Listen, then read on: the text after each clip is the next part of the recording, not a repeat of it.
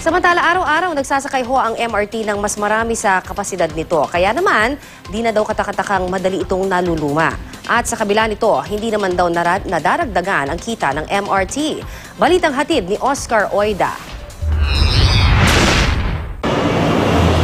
Kung gaano kabugbog ang libo-libong pasahero ng MRT sa pakikipagsiksikan at pakikipagbalyahan araw-araw, ganun din daw kabugbog ang mismong mass transport facility na ito. Aminado si Transportation Secretary June Abaya dahil sa lumulobong pasahero ng MRT na sobra-sobra na sa orihinal na kapasidad nito. Hindi nakapagtatakang ang tren na 15 taon nang bumabiyahe ay mabilisang naluluma ng panahon. I do admit there are long lines. I've never tried to see things differently. So we are wearing it down faster than it should be worn down. So nabubugbog yung MRT.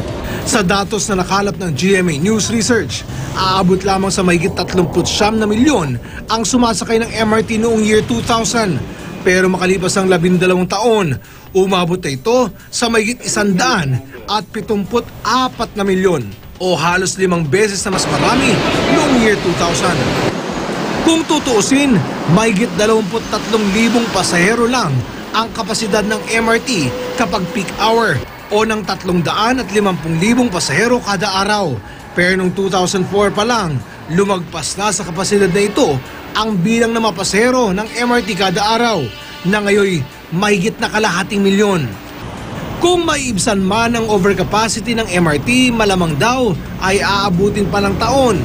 Ayon kay Abaya, sa susunod na taon pa inaasahang darating ang sampol na bagon na bibili ng gobyerno. 48 bagong bagon ang pinaplanong idagdag sa kasalukuyang 73 bagon. We have done the procurement, na-award na namin, na-issue na yung notice to proceed.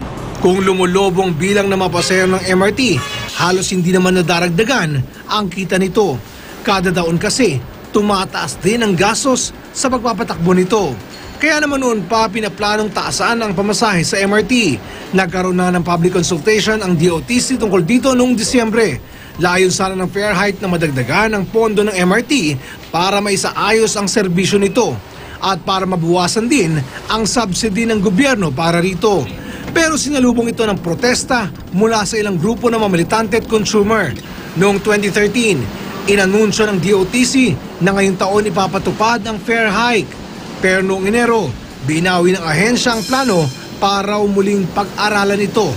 Kaya naman sa ngayon, tila wala pang abot-tanaw na solusyon sa mga problema ng MRT na ngayon tila dumadalas na ang pagtirik dahil sa iba't ibang dahilan. Oscar Oida, GMA News.